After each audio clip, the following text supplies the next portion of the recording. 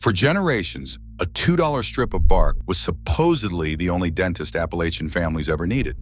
It was said to be a natural remedy so effective that Big Pharma had it banned. That claim is everywhere now, and almost none of it is true. But buried inside the myth is real chemistry, a compound modern medicine already knows well, and a history no one has bothered to fact-check until now. Willow bark has never been banned in the United States.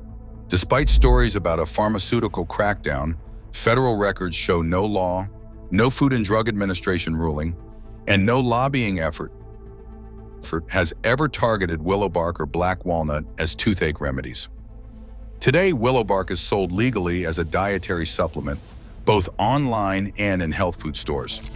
The Food and Drug Administration classifies willow bark under the Dietary Supplement Health and Education Act rather than as a drug, provided sellers avoid making medical claims. There is no United States pharmacopoeia monograph for willow bark, and no product suspension or warning letter has been issued against it. The American Dental Association and pharmaceutical groups did promote professional dental care in the early 20th century, often dismissing folk remedies as outdated, but there is no evidence of a coordinated campaign to ban these traditional plant-based treatments. The myth of a federal ban is just that, a myth. What is actually true is that willow bark remains available, unregulated, and unproven as a cure. This clears the way for an honest look at what these remedies can and cannot do based on their chemistry and actual medical effects. Subscribe for more real history and science. A trip to the dentist in the United States can cost more than a month's rent. For a root canal, price guides list $1,200 to $2,000 for uninsured patients, an expense that is out of reach for many, especially in rural regions.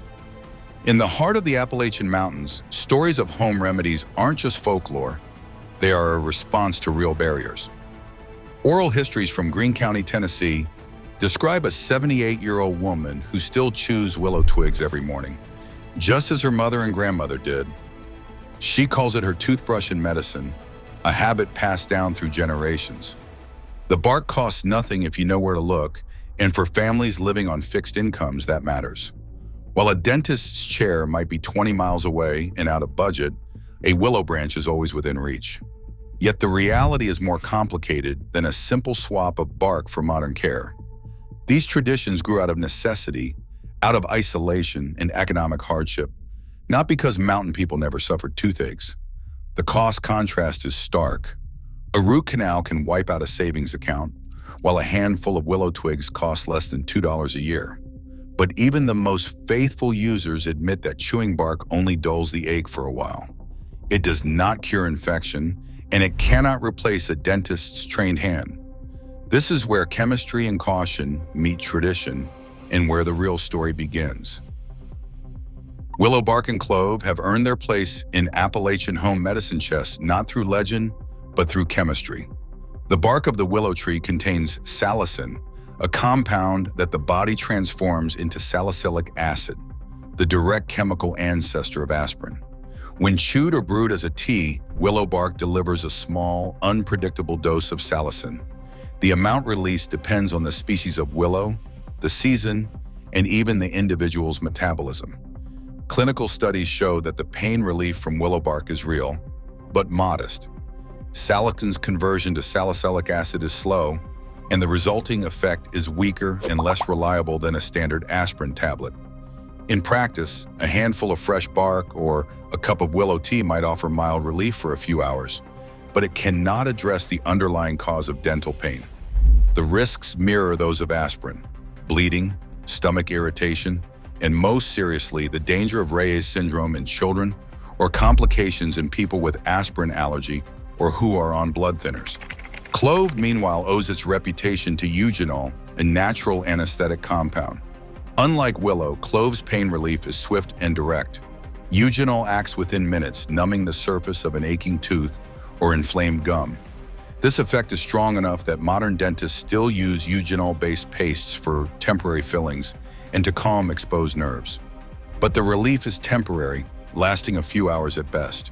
Neither salicin nor eugenol can treat infection, heal cavities, or stop decay.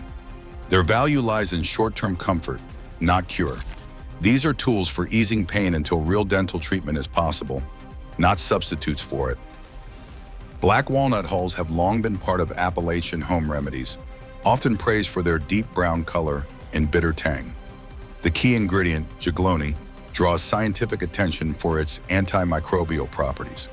In laboratory settings, juglone can inhibit the growth of bacteria linked to tooth decay, like Streptococcus mutans and Porphyromonas gingivalis, but only at concentrations between 0.5 and 2 milligrams per milliliter. Traditional tinctures made by steeping about 30 grams of fresh hulls in a cup of strong alcohol produce juglone levels that rarely exceed 0.3 milligrams per milliliter after dilution. That's well below the threshold needed for reliable antibacterial action. Homemade mouth rinses, even when faithfully prepared, fall short of the potency shown in controlled lab studies. The result is a mild astringency, not a true antiseptic effect. The archaeological record reinforces these limits. Civil War-era skulls unearthed in Tennessee and Virginia show heavy dental disease. More than 30% of teeth from these sites display cavities, and up to 15% of skeletons reveal abscesses that penetrated into the jawbone. These findings leave no doubt. Tooth decay and infection were routine hazards, even in communities where walnut hulls and other plant pastes were widely used. Folk remedies provided momentary comfort, not a cure. Pain might fade for an hour, but the underlying infection continued to advance. This pattern, temporary relief and persistent disease, plays out again and again in the historical record. The evidence makes clear why these home treatments were never more than stopgaps, and why real dental care remains essential. No home remedy, no matter how time-honored, can substitute for real dental care when infection strikes. Pain relief from willow bark or walnut hull may last a few hours, but the danger lies in what these remedies cannot do. They cannot stop bacteria from spreading deeper into the jaw or bloodstream. The Centers for Disease Control and Prevention warns that a dental abscess left untreated can progress rapidly. Infection can travel from a tooth root into the neck, causing swelling that blocks the airway or spreads to the chest, a condition known as Ludwig's angina. In severe cases, this pathway leads to sepsis, a life-threatening emergency. Certain groups face even greater risks with willow bark.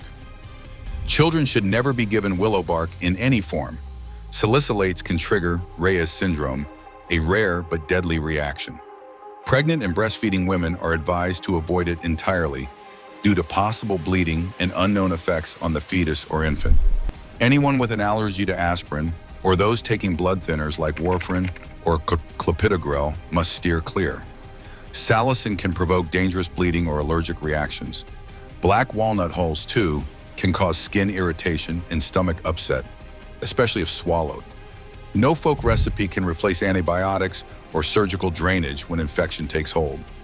The line between temporary comfort and real treatment is not just medical, it is a matter of safety and survival. In Appalachia, the story of home remedies is inseparable from the realities of access and economics. Nearly half of rural residents, 42%, live without a dentist within 20 miles, according to the American Dental Hygienists Association. For many communities, the nearest clinic can mean a day's journey, time off work, and a bill that rivals a month's income. Insurance rarely covers the full cost, and for many people, there is no coverage at all. In this environment, the tradition of chewing willow twigs or brewing walnut hull rinses was not born of nostalgia or myth, but of necessity. Oral histories from Greene County and beyond describe families pooling resources for a single dental visit, while others relied on what they could gather from the woods. These practices reflect resilience, an ability to adapt when formal care is out of reach. Yet the need for stopgap pain relief remains, as dental deserts persist across rural America. The lessons of Appalachian folk care endure not because they were perfect solutions, but because the barriers they addressed are still with us. Subscribe for more real history and science.